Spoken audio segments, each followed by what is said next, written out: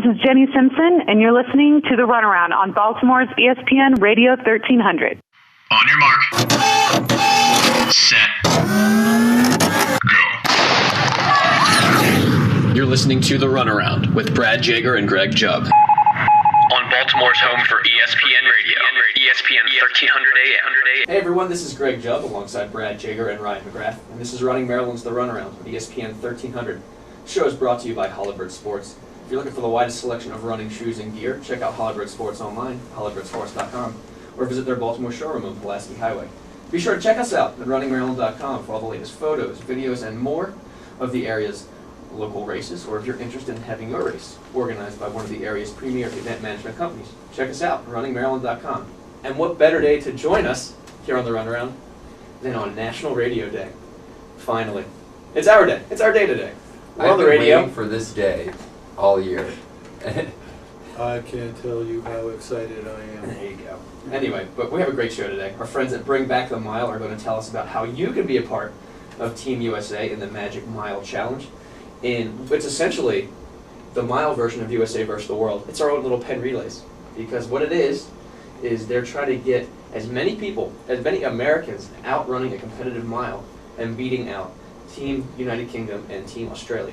Yeah, so when they say world, they really mean Well, they're Speak saying English. right, English-speaking world. So, but they're saying it's America's distance. You know, the mile is America's distance. So, therefore, America should win. We should get the most people out there running a mile. But we've been challenged. So we'll be talking to Bring Back the Mile today. And also, sports psychiatrist Dr. David McDuff will be joining us in the studio to talk about what goes on inside the mind of a runner on race day. And he doesn't just deal with runners. He's actually a part of the team of physicians for the Orioles and the Ravens.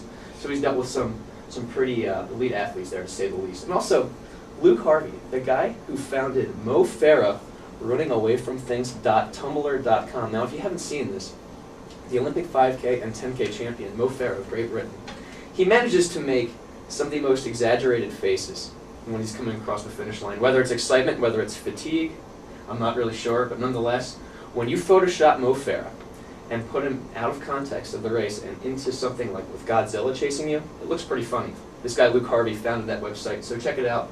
Mo Farah runningawayfromthings.tumblr.com. Quite a mouthful, but check it out. We have a link to it on runningmaryland.com for you. And be sure to check out the Runaround's Facebook page, which has its own little version of a Mo Farah running away from something. So if you haven't seen that picture, make sure you go onto Facebook. Created by our own Cody Trinks. Check it out. A little DC flair to the Mo Farah running away from things theme. Or I should say meme. Is it a meme or theme? Or both? It's a meme theme. I kept seeing that word, I kept thinking it was Mimi. What's a Mimi? I don't get it. It's kind of abstract. That's for another Right. show. It's I know. old. Yeah, there you go. Anyway, but I don't want to take this term away from you, Ryan. You've coined the term the Olympic Games hangover.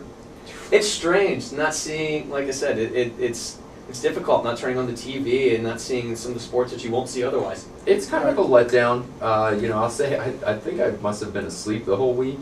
I think I just woke up because it's like You my have to recover. midwinter's nap or something. There was, of course, one big meet over the weekend, and that was the 10th stop on the Samsung Diamond League out in Stockholm, Sweden, which is a huge meet every year. Just unfortunately came a couple days after the Olympics, but there were a lot of people who had competed in the games and a lot of medal winners that were competing. But you know what's funny? Some of the medal winners, before we get to the good news, some of the medal winners are already probably resting on their laurels as it is. Some of the Golden Girls from America's track and field team. Jen Schur, the Olympic pole vault champion, no height.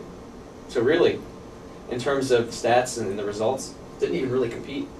3 misses on a height that's really pretty basic for her. And Brittany Reese, the long jump champion in the Olympic Games, also an American, didn't even make it to the final. So, I mean, these athletes are tired. I think she took one jump, fouled on the next one, and didn't take the third. And the distances were not impressive. Right. I mean, it's tiring. You know what I mean? It's mentally, you've put yourself to the limit. Physically, you brought yourself to the limit. Now it's time to relax. So, it depends on how you want to look at your postseason. The people who didn't do as well as they'd like are probably very hungry. The Jenny Simpsons and Morgan Usney will not be competing in these postseason meets. A little local side note about Brittany Reese is coached by Mark Pryor and represented by Mark Pryor, who used to be the coach at Woodlawn High School, and if you were watching the Olympics after she won, Mark was there giving her a great big hug. So good job, Mark. And hopefully we'll get her on the runaround sometime in the near future. We always love working that local connection.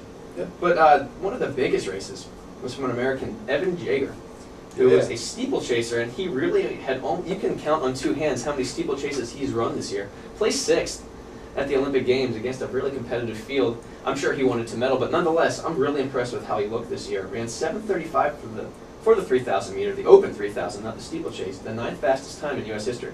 Impressive. What do you think, Ryan? Well, when you looked at the race, they had the intention to go out fast. You know, they were going out hard. They were going to run fast times. They had a couple of pace setters who were clocking off sub 60-second laps, and you know, they really looked good. And at the time, Jaeger was fairly far back. I mean, he wasn't in the lead group. The race was pretty strung out, indicating that it was a fast race. And then something happened with just over, I guess it was about 2 laps to go, second to last full lap. The guys up front just slowed down, ran like a 63 and change quarter, and Jaeger came back to the race. So now with a lap to go, he's up near the front. Now, of course, he got kind of smoked in the final lap, but you know, 7:35 is a great result. And we're looking forward to see what he can do. He's talking about running a 5K now, trying to convince Coach Jerry Schumacher that that's what he wants to do. Anyway, you mentioned sub 60-second laps, and that's a great segue into this segment. We're talking to David Monaco from Bring Back the Mile. David, you're on the runaround. We were just talking about the Magic Mile Challenge and how people can be a part of Team USA. Please enlighten our listeners as to what the Magic Mile is. Hey guys, thanks for having me on board. Well, the Magic Mile is a little bit of an informal competition, but with some real stakes on the line here between the UK and our friends down in Australia, down under, where we hope to get as many people as possible to log in their mile times between September 3rd and the 16th and outdo our British and Australian counterparts in regards to how many people are running the mile. And this is what you guys are saying now, and you can read the press release online at bringbackthemile.com, so please check that out, is, you know, our counterparts here in Great Britain and in Australia are saying, well, if you're claiming the mile is America's distance, then you should be getting more Americans out running a mile. What do you think of it? There's some informal trash talk here, but it's all in good fun. Tell us about the atmosphere for this competition. Oh, it's been great. Our partners over in the UK, Marathon Talk, and the Naked Runners down in Australia, are having a lot of fun with this, and it's one of the reasons why we started this campaign to bring back the miles. It's one of the distances that everybody can relate to, we can have some fun with, and really promote our sport to the general public. And so, you know, now working as well with the Runaround as the voice of this challenge and getting people out there, we have no doubt that we're going to take everybody down and maintain our America's distance title here. Hey, we're looking forward to it. Brad and I were milers. Ryan loves the mile himself. He's more of a long-distance guy. But nonetheless, the mile's important to us. And we brought you on the show in February. We came on with Marty LaQuarrie and your buddy Ryan Lampa. But a lot has changed to Bring Back the Mile. You guys have really expanded. You have more followers now. The cause is better known. Tell us about the progress you've made in the last few months. Sure. Well, the engagement on social media has been fantastic. And like you said, you know, it's only been a couple months. And we built out a great network, you know, great play in the media since we launched back in late January. Great support from the legends like Marty LaQuarrie.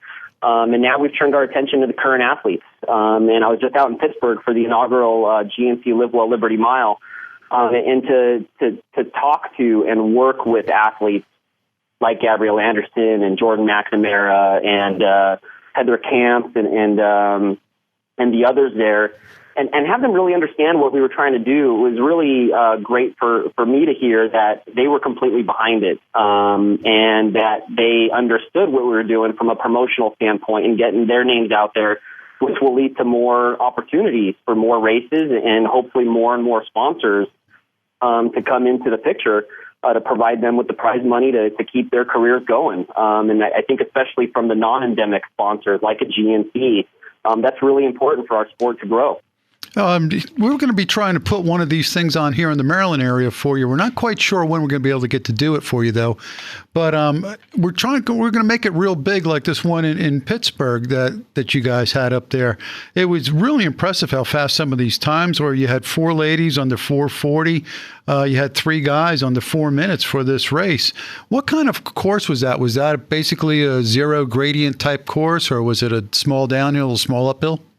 Officially, I'm not sure what the elevation gain or loss was. There was a little. It was a straight shot, but there was a little bit of an incline in the first half before entering downtown Pittsburgh. So it wasn't a completely flat and downhill road mile. There was a little bit of a bump in there, probably similar to you also get down at Fifth Avenue in New York.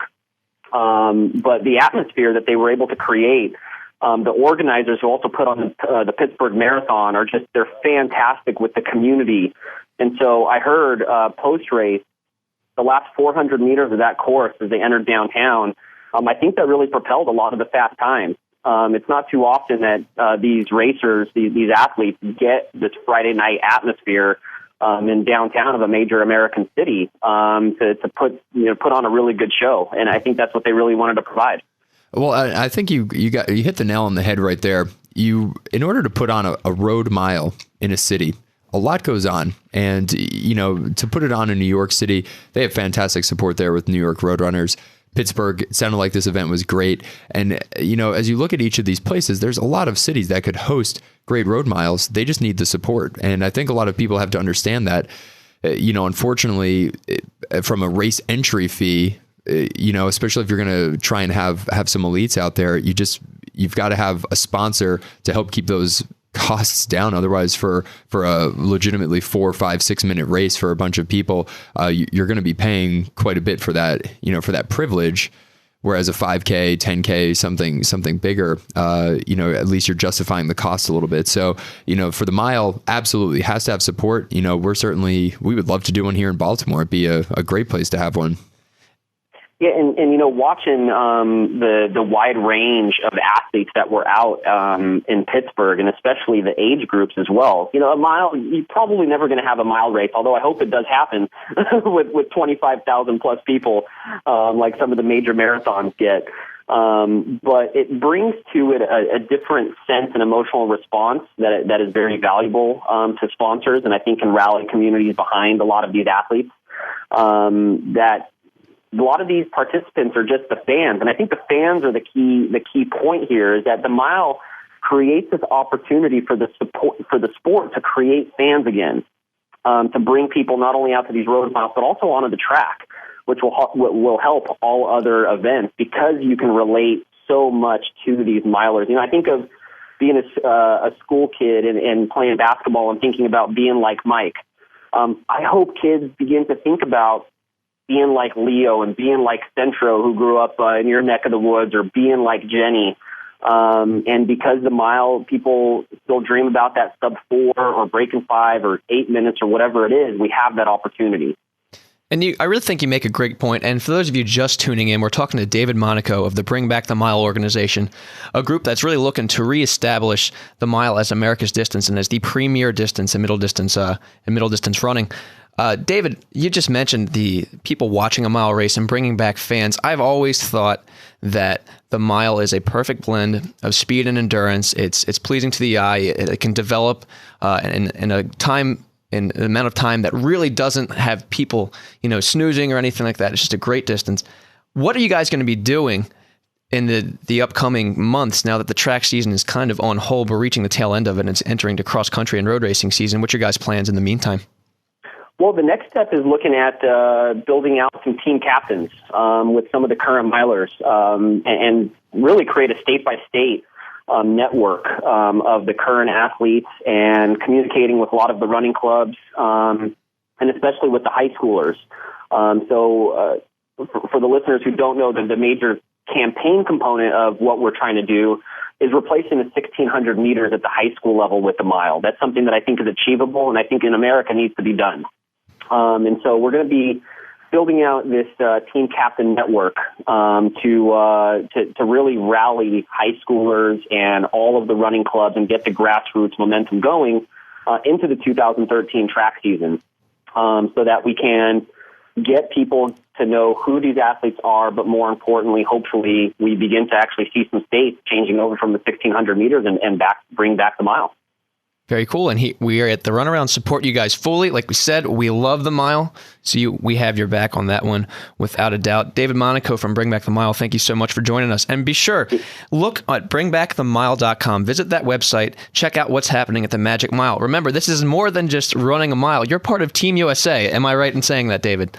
You're absolutely correct. So let's ride the high of national pride after the Olympics here. Do it for your country. Do it for your country. Because Lord knows the guys from Marathon Talk and the Naked Runners are recruiting some guys and some ladies and guys to come out and run a mile in their respective countries. So, David, thanks for joining us here on the Runaround.